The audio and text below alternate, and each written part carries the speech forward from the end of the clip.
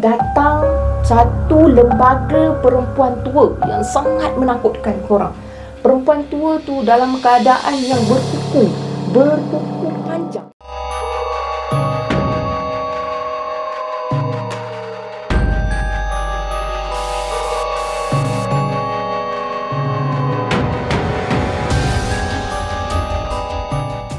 Bismillahirrahmanirrahim. Hai, Assalamualaikum. Welcome back to Cengkeh Channel. Terima kasih kerana sentiasa memberi sokongan untuk akak. Akak doakan semoga kita semua sentiasa dipermudahkan urusan, dilancarkan rezeki dan diberikan kesihatan yang baik. Amin ya rabbal alamin. Hari ni akak nak share dengan korang satu kisah 2 episod.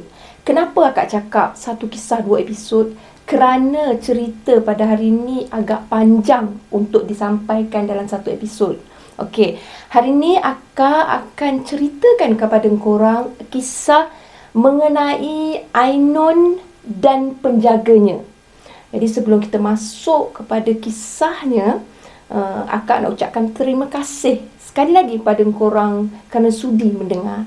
Jom kita layan cerita Ainun.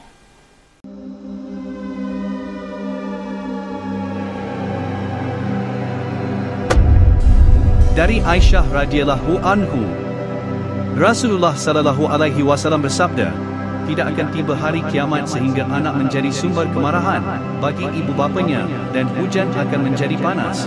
Hujan akan berkurang dan cuaca akan menjadi panas dan akan bertambah banyak orang tercela dan akan berkurang orang yang baik dan anak-anak menjadi berani melawan orang-orang tua dan orang yang jahat berani melawan orang-orang baik.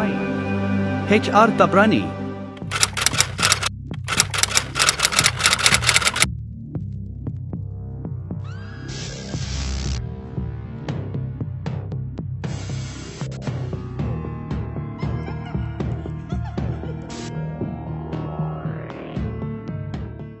Kejadian ni berlaku pada tahun 1970-an, di mana ia berlaku di satu daerah yang terletak di negeri Kedah.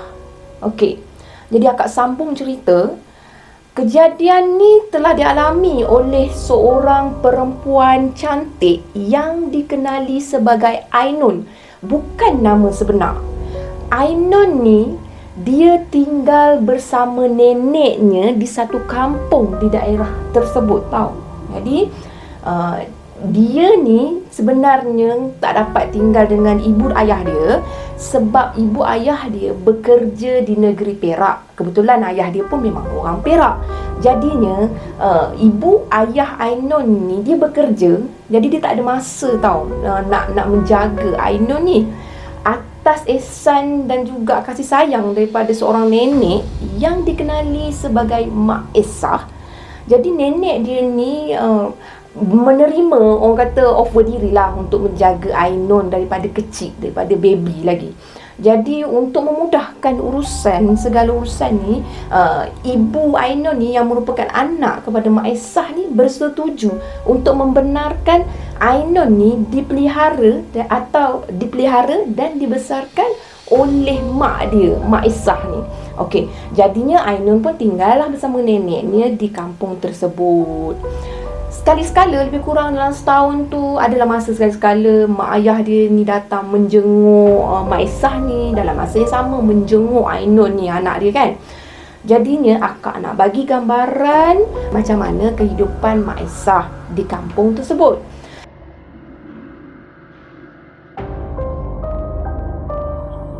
Mak Esah ni dia merupakan seorang penoreh getah. Maknanya pendapatan dia melalui menoreh getah di kebun sendiri. Jadi kehidupan Ainun dengan Mak Esah ni sederhana je orangnya. Mak Esah ni dia orang yang baik, dia orang yang peramah, dia dikenali di kampung kawasan dia ni sebab sikap dia ni yang suka menolong orang, sikap dia ni yang beramah, yang suka, orang kata, menyantuni kanak-kanak dekat kawasan kampung tersebut, tau. Jadi ramailah orang suka dengan dia.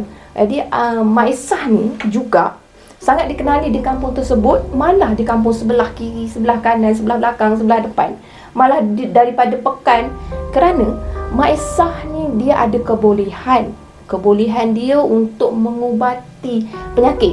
Contohnya macam ni lah, jika seseorang ataupun jika penduduk kat situ ke kat mana ke mengalami gangguan daripada makhluk halus, jadi Mak Esah ni boleh membantu tau, menangani masalah tu sedaya upaya dia mencuba.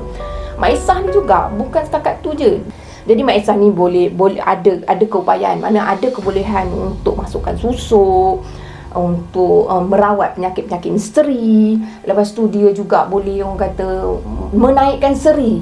Menaikkan seri bagi perempuan-perempuan yang dikatakan sukar untuk menemui jodoh. Kononnya lah, bila mani bunga dengan Mak Esah ni, jadi perempuan-perempuan yang susah dapat jodoh ni senang dapat jodoh, kerana lelaki akan jatuh cinta dengan wanita-wanita ni. Jadi ramailah yang datang ke rumah Mak Esah ni, mengunjungi rumah Mak Esah ni untuk mendapatkan khidmat-khidmat tersebut. Termasuk juga ada juga mak-mak janda, maknanya ibu-ibu janda, ibu tunggal lah kan, yang memakai pendinding supaya tak diganggu. Maklumlah kan, di keadaan Solo itu banyak lah perkara macam cemuhan ke apa semua. Tapi dengan bantuan Mak Esah, mereka dapat satu, orang kata, semangat. Mereka ni boleh meneruskan hidup tanpa rasa takut, tanpa rasa malu, kesegan dengan sekeliling kan.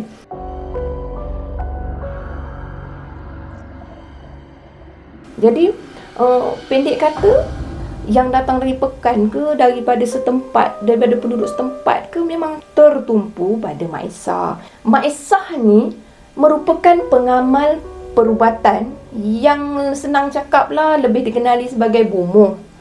Bomoh yang mengamalkan cara perubatan yang dicegah oleh Islam tau. Bila penduduk-penduduk kat situ tak kisah pun dengan apa yang diamalkan oleh Mak Esah, dan juga Mak Esah merasakan apa yang dilakukannya tu tak menjadi masalah untuk penduduk-penduduk ke siapa-siapa yang datang. Jadi dia meneruskan dengan aktiviti dia. Apa yang akak maksudkan menyalahi dengan cara Islam? Okey, Mak Esah ni dia ada membela tau. Membela, tak tahulah akak nak cakap macam mana bentuk membela sebab tak digambarkan pula untuk setakat ni.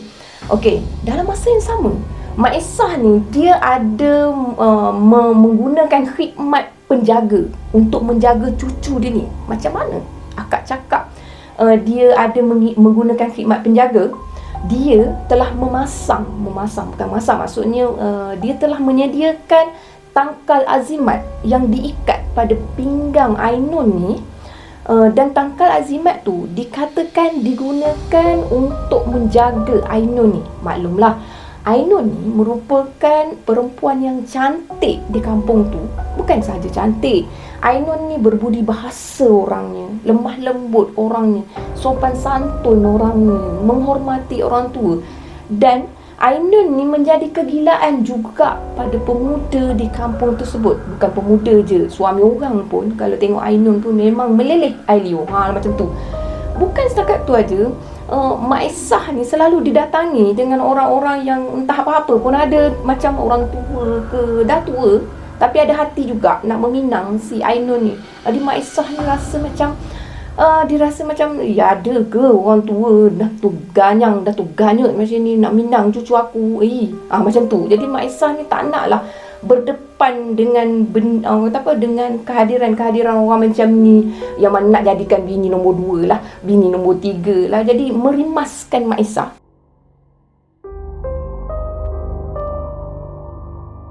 Jadi Mak Esah buat keputusan untuk mengahwinkan Ainun ni dengan seorang lelaki, seorang pemuda yang agak kacak, yang sesuai dengan Ainun ni, yang juga tinggal di kampung tersebut. Lelaki tu, dia merupakan anak orang yang paling kaya korang dalam kampung tu. Pandai Mak Esah cari suami untuk Ainun ni. Jadi berjodohlah Ainun dengan jejaka tersebut. Bila dah kahwin dengan jejaka tersebut, jadi jejaka tersebut dikenali sebagai Aidil. Cantik nama dia orang, Ainun Aidil. Bukan nama sebenar korang, walaupun nama dia cantik.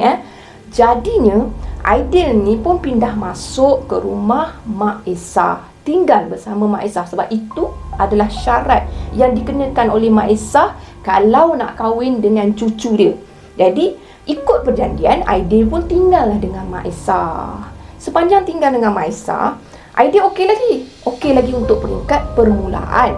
Sehinggalah Aidil ni selalu tengok tahu kehadiran perempuan-perempuan yang datang masuk bilik Mak Isah. Lepas tu Mak Isah selalu kunci pintu bilik dia. Bila datang orang berurusan dengan dia, masuk bilik dia, dia kunci pintu bilik dia, tak bagi masuk. Lepas tu bila dah selesai apa semua, keluar, dia kunci lagi bilik dia.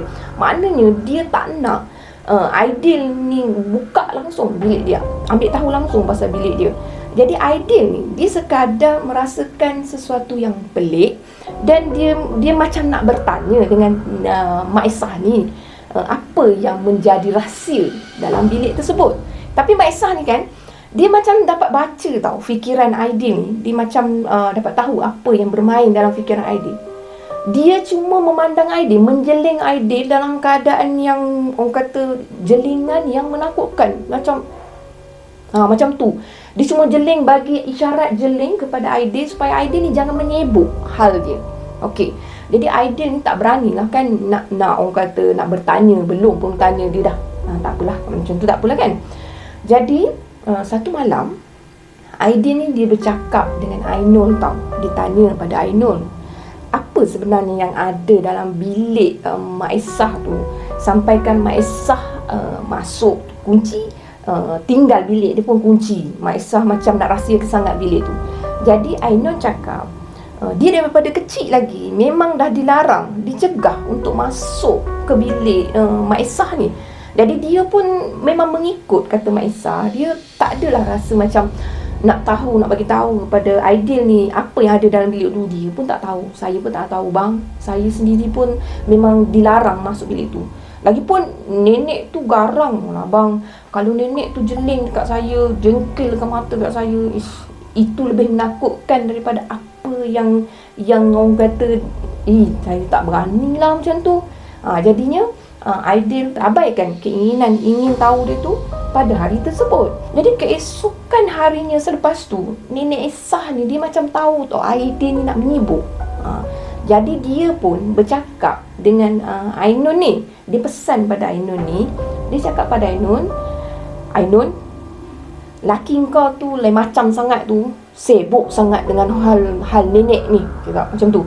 Ainun pun jawab, tak adalah nenek, mungkin perasaan nenek je tu kot. Tak ada apalah, abang dia tu okey nenek. Macam tu. Jadi nenek ni kata, aku nak pesan dekat kau ni Ainun. Kau pesan dekat laki kau.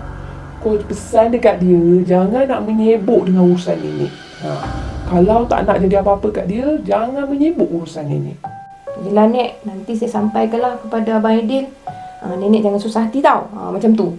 Jadi lepas pesanan tu, Ainun pun, dia pun sampaikan kepada Aidil pesanan tu.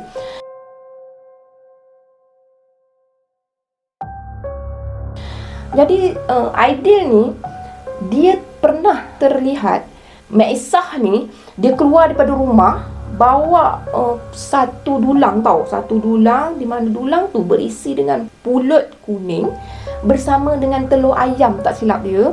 Bawa dulang tu, Mak Isah selalu sangat bawa dulang tu pergi ke belakang rumah. Belakang rumah Mak Isah ni, dia ada satu pohon yang besar, pohon jejawi yang terletak di belakang rumah dia.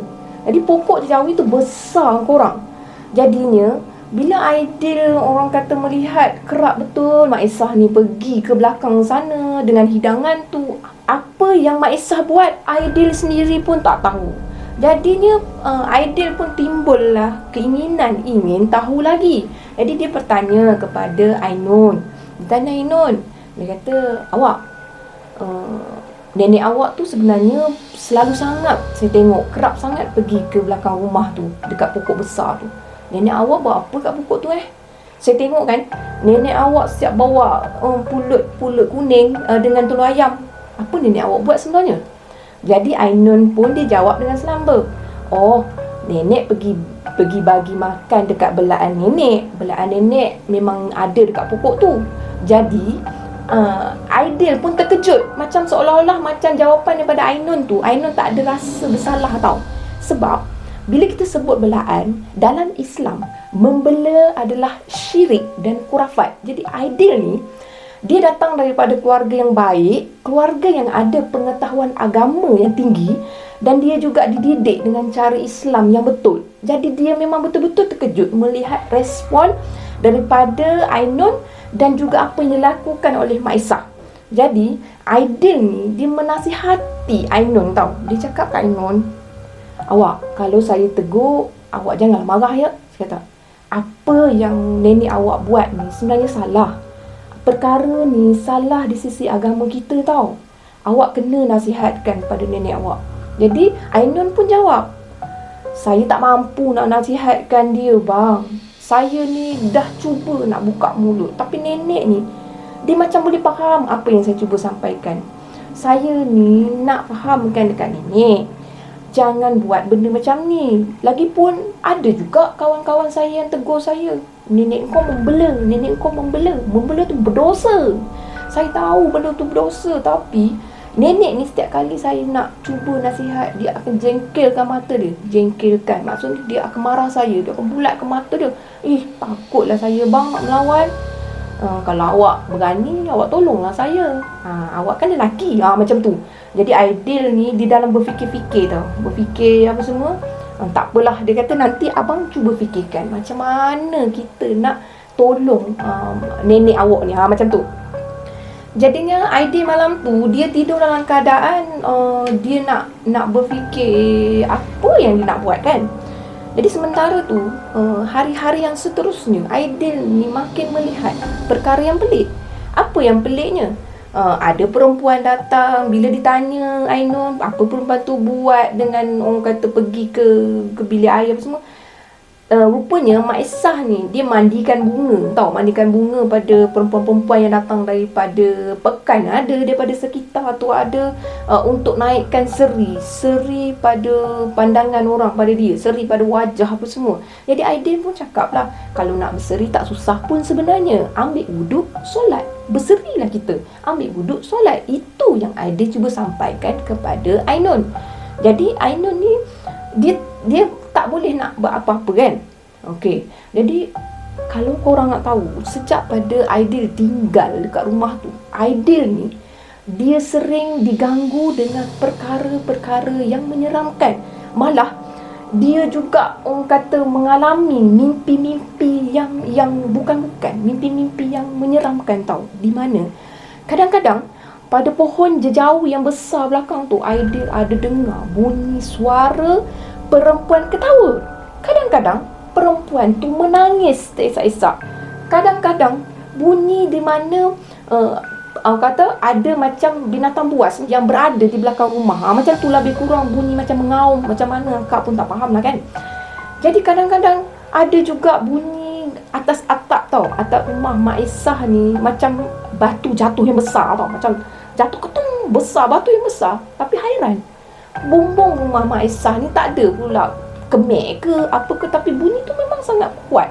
Dari hari ke hari, gangguan-gangguan tu dan mimpi Aidil, Aidil bermimpi dia didatangi perempuan tua tau. Perempuan tua yang datang, yang melompat atas badan dia tengah tidur pun ada, yang berada dia di sisi dia tengah tidur pun ada. Macam seolah-olah nenek tua bongkok yang menakutkan tu memang bersama dengan dia, berada dengan dia.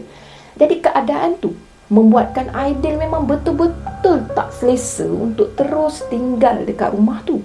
Aidil pun cuba untuk pujuk Ainun tinggal dengan dia. Aidil ni dia telah dihadiahkan dengan sebuah rumah yang agak selesa. Rumah tersebut berada berdekatan je dalam kampung tu juga. Tapi Aidil ni cuba memujuk Ainun untuk berpindah ke rumah tersebut. Maklumlah, anak orang kaya, jadi hadiah kahwin pun hadiah yang besar lah kan. Jadinya Ainun ni bukan nak kata apa, saya bukan apa bang, bukan saya tak nak ikut abang pergi pindah ke rumah tu. Saya sebenarnya dah tahu dah, nenek mesti tak bagi, nenek mesti tak nak lepaskan. Kan ke nenek dah buat perjanjian, kalau abang nak kahwin dengan saya, abang kena tinggal dekat rumah ni, abang kena duduk kat rumah ni, kita tak boleh pindah abang. Itu dah langgar janji. Jadi Aidil dia cakap, tak apa, nanti kita bincang dengan nenek. Jadi keesokan harinya, Aidil dengan Ainun cubalah nak berbincang dengan nenek dia untuk keluar daripada rumah tu, untuk tinggal sendiri. Orang kata kan, lepas kahwin kan. Belum pun dia buka mulut, nenek dia jawab tau. Nenek dia kata, aku dah dengar dah apa yang korang sembangkan malam tadi. Korang ni nak berangan lah nak keluar daripada rumah ni. Korang jangan pandai-pandai nak keluar daripada rumah ni. Selagi aku ada, korang jangan mimpi nak keluar daripada rumah ni. Dengan jengket, dengan bulatkan mata macam tu, nenek tu yakin cakap macam tu. Selagi aku hidup, kau jangan sesekali nak keluar daripada rumah ni. Ainun kena tinggal dengan aku juga walau apa pun. Jadi Aidil ni dia malas nak melayan nenek ni yang sentiasa mood nak menjeling aja, mood nak makan orang aja. Jadi Aidil bagi tahu kat Ainun, abang pergi office dulu lah. Aidil ni dia bekerja sebagai kaki tangan kerajaan. Jadi rutin jadual dia pergi kerja pagi, balik petang, pergi pagi, balik petang. Jadi itulah yang membuatkan dia agak selamat lah sikit. Maknanya kurang lah dia tu selalu sangat duduk kat rumah tu kan.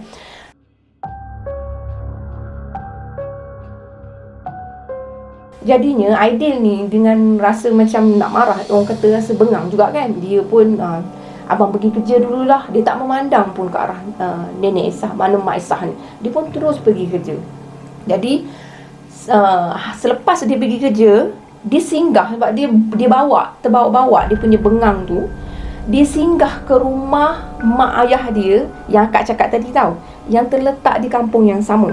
Jadi masa dia singgah kat rumah tu, dia bagi tahu dekat mak ayah dia. Dia ceritakan apa yang dilalui dekat rumah tu pada mak ayah dia. Jadi mak dia ni bercakap, ayah engkau suruh engkau pindah ke rumah baru kau tak nak. Kau dia degil. Mak hairan betul lah dengan kau ni. Apa yang seronok sangat, yang best sangat kau tinggal dengan Mak Isah tu?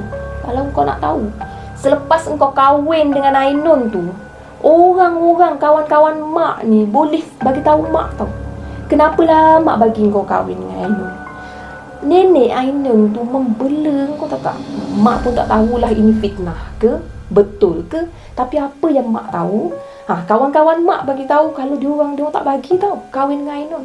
Tapi jodoh ajal maut ni adalah ketentuan daripada Allah. Siapa kita nak sangkal dah jodoh kau dengan Ainun ada hikmah tu, mak rasalah. Tapi kan mak tetap juga nak bagi tahu kau, kenapalah kau tak nak tinggal dekat rumah baru kau? Kenapa kau susah sangat nak bawa Ainun tu keluar daripada rumah Mak Isah tu? Mak tengok rumah Mak Isah tu menakutkan tau. Mak pergi pun dah rasa meremang. Sebab itulah mak jarang ke situ. Engkau boleh duduk rumah tu dekat dengan 2 tahun kau tinggal kat rumah tu tak? Macam tu. Jadi dalam-dalam mak si Aidil ni membebel, dia teringat satu benda tau dalam kepala dia. Tiba-tiba dia teringatkan sesuatu. Dia pun apa lagi keluarlah apa yang dia tiba-tiba teringat, terlintas tu. Ni mak nak tanya kau ni Aidil. Dah 2 tahun kau kahwin dengan si Ainun tu. Tak ada pun lagi si Ainun tu nak beranak. Tak ada pun lagi mak ni nak bercucu. Engkau tak ada ke usahakan si Ainun tu? Manalah tahu kot-kot dengan usaha engkau tu dapat juga mak merasa cucu. Jadinya Aidil ni, alamak, ke situ pula mak ni tanya. Macam tu dia mula rasa lemah. Macam tu. Mak, macam-macam usaha dah saya buat mak. Daripada bawa pergi klinik, sampailah belikan obat, sampailah jumpa dengan kawan-kawan Mak Isah tu, kawan-kawan nenek dia tu.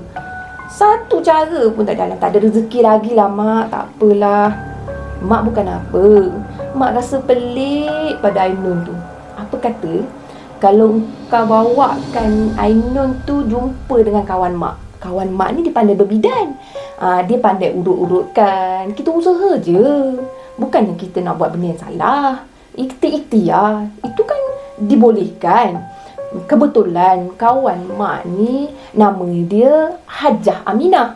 Hajah Aminah ni dia memang pandai mengurut-ngurut apa semua ni. Kita cuba, jom ikut mak nak. Kita pergi jumpa dengan Hajah Aminah. Jadi Aidil ni dia pun jawab InsyaAllah lah mak, saya ni pun memang tak janji nak bawa.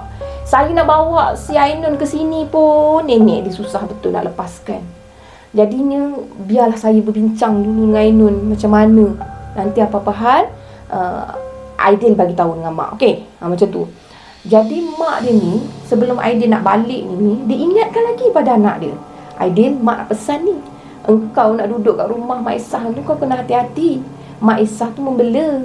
Mak ni duk ngulang perkara yang sama. Saya tahulah mak. Satu lagi, kau jangan lupa kita pergi jumpa Hajah Aminah. Kita cuba berubat. Kita ikhtiar dengan cara perubatan Islam. Manalah tahu ada rezeki mak tahun ni memang cucu macam tu. Jadinya dalam seluruh yelah Aidil pun memakai kasut. Yelah dia pun balik ke rumah Mak Isah. Agak lewat kan balik rumah Mak Isah, sebab dia ambil masa lepas kerja untuk balik, untuk pergi ke rumah mak ayah dia. Jadi Mak Isah ni masa tu dekat-dekat senja, dekat maghrib, dia pun masa tu tengah buat apa entahlah dekat bahagian depan rumah dia. Rumah dia ni rumah papan. Rumah papan yang agak segak. Rumah papan yang perlu naik 3 anak tangga tau nak pergi ke beranda depan. Macam tu cantik sangat korang gambaran dia. Lepas tu sampai ke beranda, dia ada kerusi macam kursi-kursi rotan macam tu. Lepas tu nak naik ke bahagian ruang tamu ni kena melangkah lagi. Macam tu memang cantik. Jadi Mak Isah masa tu dia duduk dekat beranda tau. Beranda tu tengah buat apa tak tahulah, menggentil apa, buat apa tak tahulah, dengan bunga-bunga dengan bunga-bunga dia untuk apa tak tahulah. Jadi Aidil pun bagi salam. Assalamualaikum nek. Saya balik macam tu. Salam Aidil sebenarnya tak pernah pun dijawab oleh Mak Isah ni. Malah Mak Isah ni suka sangat buat muka dengan Aidil tau. Kemana kamu? Dah senja baru nak balik? Macam tu. Jadi Aidil pun cakap, saya singgah rumah mak dengan ayah kejap. Dah lama sangat saya tak menjenguk diorang ni. Jadi nenek kata, kau masuklah kat dalam tu. Ainun tu mencari-cari kamu. Lain kali kalau nak pergi ke mana, ke sana ke sini, ke rumah mak ke apa semua, bagi tahu Ainun, telefon. Macam tak ada telefon kat rumah ni. Ya, itu kelebihan rumah Mak Isah ni, memang ada sistem perhubungan telefon. Maklumlah, orang bisnes kan, bisnes perubatan ni memang ada khidmat telefon. Maknanya telefon lah kan. Jadi Aidil pun masuk rumah. Minta lalu masuk rumah dalam keadaan macam, bila Aidil cakap tau, setiap kali dia lalu sebelah Mak Isah ni, dia meremang. Dia rasa tengkuk dia meremang. Dia rasa dudak. Dia rasa lain macam. Dia tak pernah rasa bila dia berdekatan dengan Mak Isah ni, rasa yang tenang, rasa yang dia sentiasa rasa macam tak sebab tak kena. Jadi dia baca bismillah, dia naik ke rumah tu, dia jumpa dengan Ainun. Jadi malam tu Aidil berbincang dengan Ainun nak bawa Ainun pergi berubat. Jadi masa tu Ainun pun jawab,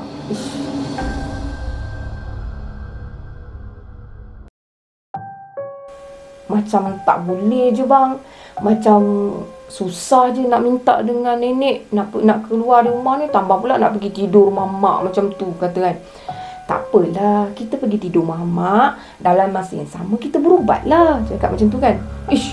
Tahu dia nenek mengamuk nenek bang. Lagi pula nak berubat, nak jumpa dengan siapa nama? Hajah Aminah, Mak Hajah Aminah. Tak naklah saya bang, tak pasal-pasal nanti saya kena marah.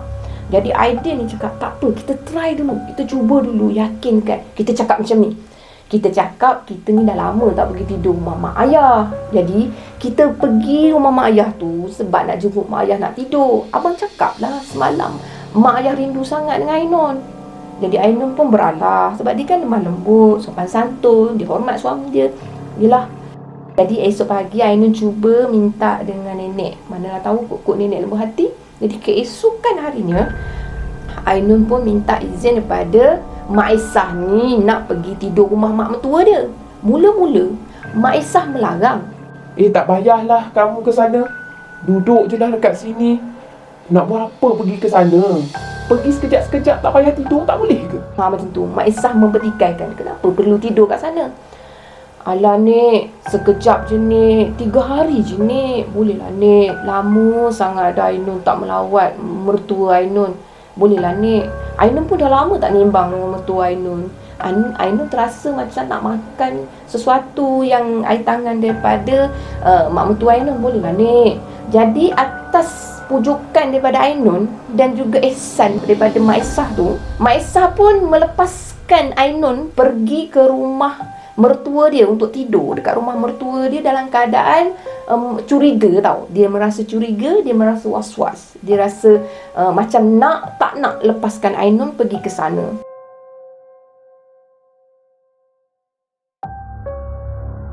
Jadi entah kenapa korang, masa malam tu sebelum Ainun dengan Aidil ni nak pergi ke rumah mak dia, maknanya mak mertua dia lah, Ainun nak pergi rumah mak mertua dia, ada satu bunyi tau. Satu bunyi yang orang kata bunyi mengaum, bunyi macam menangis-nangis tau, dekat pokok jejawi yang besar tu, macam menangisi sesuatu. Jadi Aidil ni, dia memang mendengar benda tu. Jadi Aidil ni bertanya lah pada Ainun, awak dengar tak bunyi tu? Jadi Ainun cakap lah, alah bang, kalau setakat bunyi menangis, kalau setakat bunyi menjerit, bunyi ketawa, Ainun dah biasa. Bunyi cakar-cakar, Ainun dah biasa. Macam tu. Tapi Aidil ni, dia bukan satu kebiasaan untuk dia, sebab dia bukan membesar dengan Mak Isah. Jadi Aidil ni menguatkan diri dia istighfar banyak-banyak, dia selawat ke atas Nabi banyak-banyak malam tu. Sebab malam tu gangguan tu sangat, orang kata sangat kuat tau, macam tu. Jadi Aidil ni pun bacalah apa yang diingat dia, apa yang diajar, dididik oleh kedua ibu bapa dia. Sementara nak menjengah ke pagi tu, Aidil dah bersiap-siap dengan Ainun tu, nak sambil-sambil nak kerja.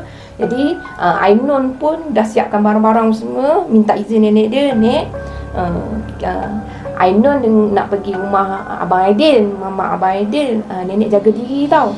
Jadi sementara nak salam dengan nenek tu, "Kau jangan lama-lama, kau ingat janji kau. Kalau kau lama, siap kau. Kau jangan lama-lama." Jadi nak keluar pun masih diugut macam tu. Jadi Ainun pun, "Yelah nek jangan risaulah. Saya ni mana pernah nak mungkin janji dengan nenek. Saya ni mana pernah nak tinggal nenek lama-lama." Macam tu. Jadi diorang pun bergeraklah ke rumah Aidil, rumah Mak Aidil lah kan. Jadi bila sampai ke rumah Mak Aidil ni, akak ikat tepi dulu kisah Mak Isah dekat rumah Mak Isah ni. Jadi kita ambil cerita di rumah Mak Aidil. Mak Aidil ni pun dia dah tak fikir panjang, tak lengah masa apa semua, dia telefon pada Hajah Aminah.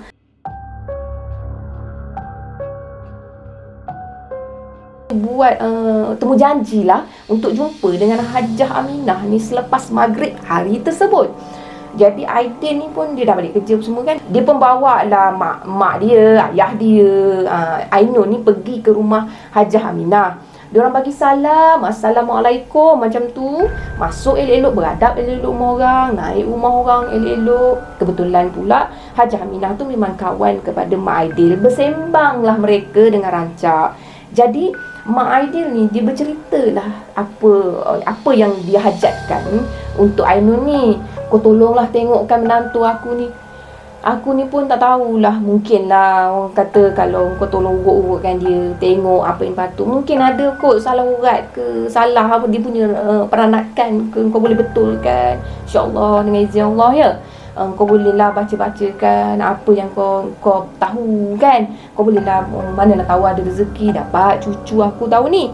Jadi Hajah Aminah ni, "Yelah, aku tolonglah kau. Melah bawakan menantu kau tu. Kita masuk bilik aku nak tengok, nak urut-urut sikit macam tu." Jadi masa tu Aidil dengan ayah dia, dengan suami Hajah Aminah ni berada di ruang tamu sambil-sambil minum kopi semua.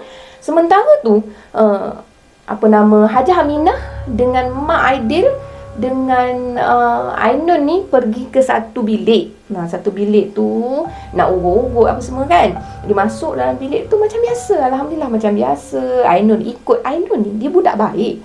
Lagi satu, Ainun dia macam lurus tau. Dia tahu dia ikut apa yang nenek suruh, dia ikut apa yang suami dia suruh, dia ikut. Maknanya dia seolah-olah dibesarkan orang lurus bendul macam tu tau. Jadi dia pergi, dia baring apa semua, dia duduk. Dia tak ada berfikir apa yang dia buat ni nanti akan mempengaruhi nenek dia ke, orang kata menyebabkan sesuatu pada nenek dia, tak. Jadi masa dia baring tu, Hajah Aminah ni terkejut tau masa dia selak baju dia tu, nak pegang-pegang sikit bahagian perut tu kan. Hajah Aminah ni nampak ada tangkal azimat pada bahagian pinggang Ainun ni.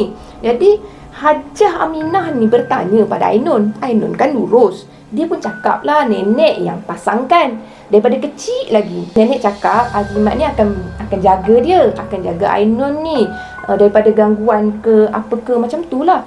Jadi Hajah Aminah ni diistighfar, astagfirullahalazim, diistighfar lah sebab benda tu salah dan perlu dicegah. Jadi bila dah diketahui oleh Hajah Aminah cuba untuk mencegah. Jadi Hajah Aminah pun pegang-peganglah perut dia. Sebenarnya Hajah Aminah dah dapat merasakan mungkin tangkal azimat inilah yang menyebabkan Ainun ni tak dapat melahirkan zuriat tau. Jadi Hajah Aminah pun bagi tahu kepada Ainun dengan Mak Aidil ni, kamu duduklah kat sini dulu kejap. Hajah nak pergi ke dapur, nak bina air. Tiba-tiba pula tekak ni rasa dahaga pula, ya boleh duduk kejap. Sementara tu Hajah boleh buatkan air untuk kamu, air untuk, orang kata air penawar untuk kamu duduk dulu ya. Jadinya mereka ni iakan aja apa yang Hajah ni bagi tahu. Sebenarnya korang, Hajah dia nak pergi ke ruang tamu, dia nak jumpa Aidil, dia nak tanya Aidil tahu tak perkara ni. Jadi Aidil berterus terang dengan Hajah Aminah. Dia cakap dia tahu. Kalau kamu tahu Aidil, kenapalah kamu tak bawa dia awal-awal dekat aku? Macam tu. Marah Hajah Aminah ni. Kenapa kamu tak bagi tahu dekat ibu ayah, mak ayah kamu? Kenapa kamu biarkan benda ni? Benda ni syirik Aidil. Benda ni khurafat. Kamu ni nak turut terjebak ke Aidil. Dah kena bebel sebakul Aidil malam tu. Jadinya sementara Hajah ni bagi tahu dekat Aidil ni, Hajah ni cakap, malam ni aku nak cabut. Hajah cakap macam tu.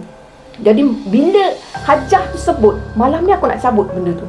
Jadi bila Hajah tu sebut, malam ni aku nak cabut benda tu, tak semena-mena ada suara tempikan daripada bilik tersebut. Suara perempuan bertempik. Jadi Aidil ni pun terkejut, Hajah Aminah ni pun terkejut. Sementara tu Mak Aidil berlari keluar menuju ke ruang tamu tu menjerit, Aidil, Hajah. Aidil, cuba pergi tengok dengan bini kau Aidil, apa yang berlaku dengan bini kau Aidil, cuba kau pergi tengok, macam tu. Jadi Aidil dia terkejut.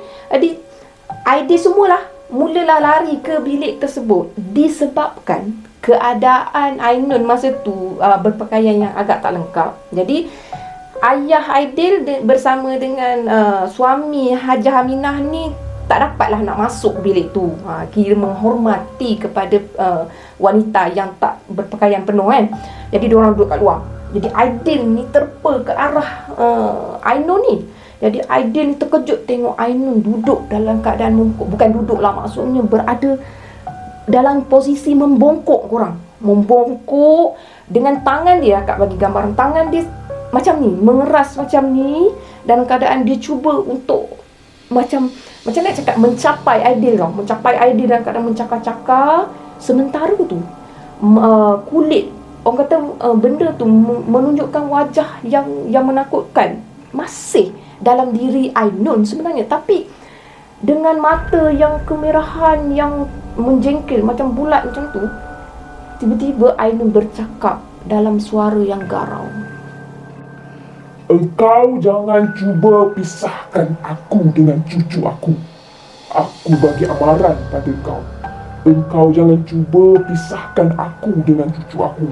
Sementara tu Hajah Aminah memandang ke arah Ainun. Hajah Aminah pun meletakkan tapak tangan dia ni ke atas bahu Ainun. Masa tu Ainun dalam keadaan macam tu. Dan Hajah Aminah cuba membacakan ayat-ayat Al-Quran kepada Ainun. Tapi Ainun melawan. Malah Ainun menempis. Engkau jangan kacau urusan hidup aku. Dengan suara yang lebih garau dan lebih marah. Aku melarang kau jangan kacau urusan hidup aku. Engkau jangan sesekali memisahkan aku dengan cucu aku ni. Jadinya Hajah Aminah masa tu dia bertanyakan kepada Ainun, engkau siapa? Dia tanya pada Ainun, engkau ni siapa? Apa urusan engkau dengan Ainun ni? Apa hak engkau ke atas budak ni? Jadi benda tu pun menjawab melalui Ainun. Aku Aku telah diamanahkan untuk menjaga budak ni. Aku telah diambil daripada budak ni kecil sampailah budak ni berkahwin. Aku telah diamanahkan oleh tuan aku untuk jaga keselamatan budak ni. Jadinya engkau ni penjaga dia lah ya. Tanya Hajah Aminah, buat-buat tak tahu. Sebenarnya Hajah Aminah dah tahu. Jadi benda tu terus menjawab. Ya, aku memang penjaga dia. Aku dah ditugaskan untuk menjaga dia. Aku takkan izinkan engkau untuk memisahkan aku dengan dia. Jadi Hajah Aminah ni dia sebenarnya dah biasa melalui perkara macam ni. Hajah Aminah pun memulakan bacaan surah Al-Jin. Surah Al-Jin bagi menghadapi orang kata iblis yang macam ni. Jadi sementara membaca surah Al-Jin tu, Hajah Aminah mengulang surah Al-Jin tu dengan lebih kuat, dengan nada yang lebih kuat dan lebih tegas. Sementara Ainun meronta-ronta di atas lantai tu, menjerit-jerit. Jangan! Aku kata jangan! Aku kata jangan! Tapi Hajah Aminah tetap meneruskan bacaan dia tanpa tergugat pun. Sehingga kan Ainun mula terjelepuk, jatuh terbaring ke atas lantai tersebut. Korang, masa Ainun terbaring di atas lantai tu, cepat-cepat Hajah Aminah memanggil Aidil. Aidil, kau ke sini. Jadi bila Aidil pergi kepada Hajah Aminah, orang kata Hajah Aminah membisikkan kepada Aidil untuk melakukan sesuatu. Jadinya Hajah Aminah membaca lagi surah Al-Jin kepada Ainun. Sementara Ainun meronta-ronta dalam keadaan yang dah lemah sebenarnya. Masa keadaan tu yang semakin lemah, Aidil pun menuju ke arah Ainun. Dalam masa yang sama dia terus elak baju Ainun dan dia terus sentak pangkal Azimat tersebut. Sehinggalah Ainun mengeluarkan suara yang sangat garau, menjerit kesakitan yang sangat garau. Sehingga kan rumah Hajah Ainun pada hari tersebut, pada malam tersebut, suara tu telah memekikkan rumah Hajah Aminah pada malam tersebut. Jadi masa tu bila tangkal tu dah dicabut, kau campakkan ke dalam dulang kat tepi tu. Hajah Aminah bagi tahu dekat Aidil. Jadi Aidil pun tak fikir banyak, terus campak dekat dalam dulang yang dah disediakan. Yang dia kata nak ambil air tadi kan, yang disediakan dekat kat situ. Bila letak dalam dulang tu, Aidil ni dia nampak isteri dia ni dalam keadaan lemah, dalam keadaan dah pengsan, dah tak sedar apa kan. Jadi Aidil ni dia nak terpa ke arah isteri dia. Dia nak peluk, nak angkatlah isteri dia ke atas. Jadi masa tu Hajah Aminah cakap, Aidil, kamu jangan sentuh dia. Kamu jangan pegang dia Aidil, biarkan dia kat situ. Jadi Aidil pun hairan lah. Kenapa? Rasanya semua dah selesai, dah tak ada masalah. Kau dengar cakap Hajah, kau jangan sentuh isteri kau lagi. Jadi Aidil pun akur, dia biarkanlah Ainun tu dalam keadaan macam tu. Sementara tu Hajah Aminah dia memerhatikan kepada tangkal tau. Tangkal yang disentak tadi. Jadi masa tu tiba-tiba korang datang satu lembaga perempuan tua yang sangat menakutkan korang. Perempuan tua tu dalam keadaan yang berkuku panjang, kuku panjang tajam, yang kuku yang tak senonoh, kuku yang tak terurus, dengan muka yang berkedut-kedut. Dia punya kedut dia memang sangat buruk korang. Dengan rambut dia yang berwarna serba putih rambut dia, dengan orang kata gigi dia yang memang buruk, memang menakutkan. Masa tu berdekatan dengan tangkal tu. Jadi Hajah Aminah pun cepat-cepat dia capai satu buluh runcing yang berada berdekatan kat situ. Satu buluh runcing yang ditajamkan, dia pun tikam pada benda tu. Macam tu. Minta maaf lah, akak ni excited sikit. Dia tikam pada lembaga yang menakutkan tu, sehingga lembaga tu menjerit meraung. Lagi sekali rumah Hajah Aminah ni dibingitkan dengan suara jeritan lagi. Masa tu bila benda tu dah orang kata lembaga tu dah ditikam, perlahan-lahan lembaga tu menghilang berkepul seperti asap yang busuk tau korang. Jadi bila bayangan tu hilang, sampailah tinggal je tangkal Azimat tu dekat situ. cepat-cepat Hajah Aminah capai satu kain hitam tu, cepat-cepat dia masukkan dulang tu dalam kain tu, cepat-cepat dia bunjutkan kain tu, ikat-ikat aku semua. Lepas tu dia panggil anak lelaki dia, dia minta anak lelaki dia bawa kain ni pergi buang dalam laut. Kau pergi buang dalam laut, kau bawa, kau pergi buang benda yang tak apa-apa ni ke dalam laut sebelum dia ni mengganggu lagi lebih ramai orang, macam tu. Jadi anak lelaki dia pun ambil cepat-cepat pergilah buang, masa malam tu lah juga buang. Jadinya keadaan tu jadi berangsur pulih. Maksudnya Ainun dia mula sedar, tapi dia tak faham apa yang berlaku. Dia macam tercari-cari apa yang berlaku. Sebenarnya apa yang berlaku ni, kenapa badan dia letih, kenapa badan dia rasa sakit-sakit.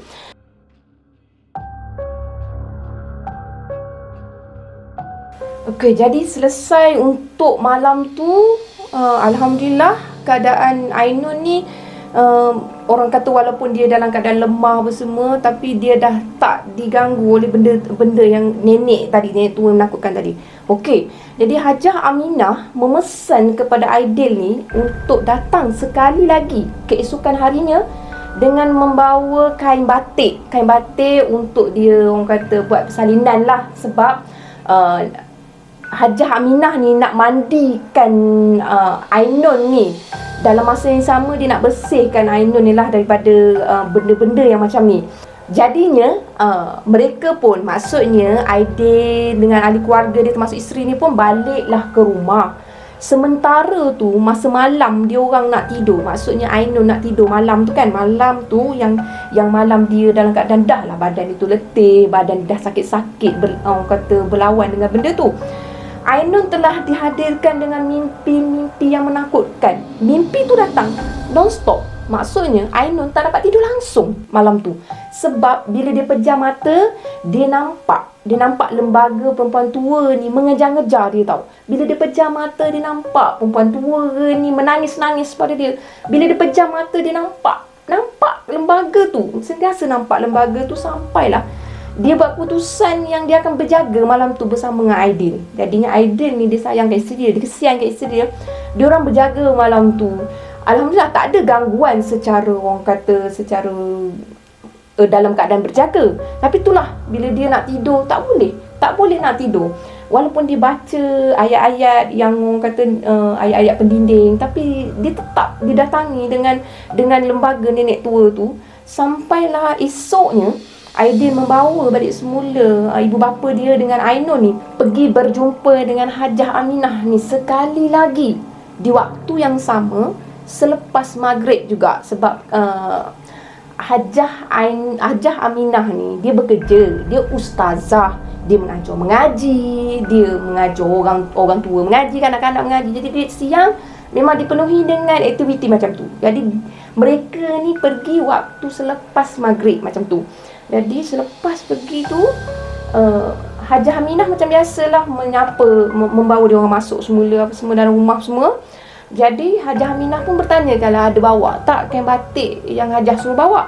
Jadi Aidil pun cakap ada bawa, jangan risau, ada bawa, macam tu. Jadinya pergi salin kain batik tu, macam tu. Jadi Ainun pun pergilah salin kain batik tu, sementara Hajah Aminah menyediakan tempat mandi untuk Ainun. Jadi Hajah Aminah pun ajaklah Ainun pergi untuk mandi. Mandi bukan apa korang, mandi untuk bersihkan diri dia daripada, orang kata, benda-benda macam tu terus melekat pada badan dia, macam tu lah lebih kurang kan. Jadi masa nak siram pada Ainun ni, Hajah ni, dia memang membaca doa-doa yang jelas. Bukan doa-doa macam tu, bukan. Bacaan dia sangat jelas, doa dia sangat jelas pada setiap jirusan tu, tau. Sementara setiap jirusan tu menyentuh tubuh Ainun ni, kedengaran suara perempuan yang menangis-nangis merayu-rayu, tau. Suara perempuan yang orang kata kalau kita dengar, kalau korang dengar, memang menyeramkan. Menangis mendayu di belakang bilik air tu, tau. Di belakang bilik air, tak cukup dengan tu, berbunyi atas bumbung bilik air. Lagi jirus dengan doa, lagi berbunyi atas bumbung bilik air. Sementara mencakar-cakar pada bilik air tu. Sementara tu Hajah Aminah teruskan juga Jadi buat tak reti je pada benda tu, mulalah dia menepuk-nepuk pada bahagian dinding belakang pada bilik air tu. Menangis lagi seolah-olah macam merayu, marah lagi apa semua. Jadi macam mana cara dia marah kau tak tahu, tapi dia menangis lah. Jadi suara tu kira macam nak meminta agar jangan pisahkan dia daripada Ainun ni. Jadi untuk jurusan yang terakhir, Hajah Aminah tetap meneruskan dengan doa dia, dengan doa cara Islam kita yang betul. Jadi selepas siram tu, suara tu semakin menghilang, suara tu semakin menyepi dan semakin pergi meninggalkan kawasan tu. Jadinya Hajah Aminah tu pun minta lah Ainun ni, orang kata, pakai balik semula pakaian dia apa semua. Orang kata selepas mandi buatlah apa selepas mandi kan, bersiap balik semula apa semua. Jadi mereka pun berkumpul lah di ruang tamu. Masa berkumpul di ruang tamu, Hajah Aminah pun terangkanlah kepada Aidil dan keluarga ni bahawa benda tu takkan kacau dia dah. Benda tu dah memang betul-betul pergi daripada keluarga, daripada Ainun ni.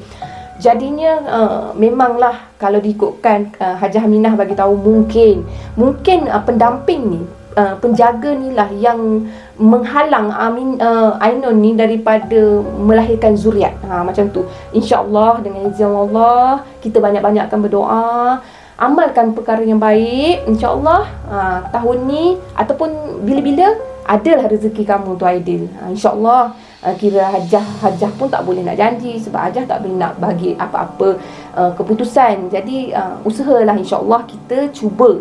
Tapi mungkin insyaAllah lepas ni kamu akan dapat anak. Macam tu.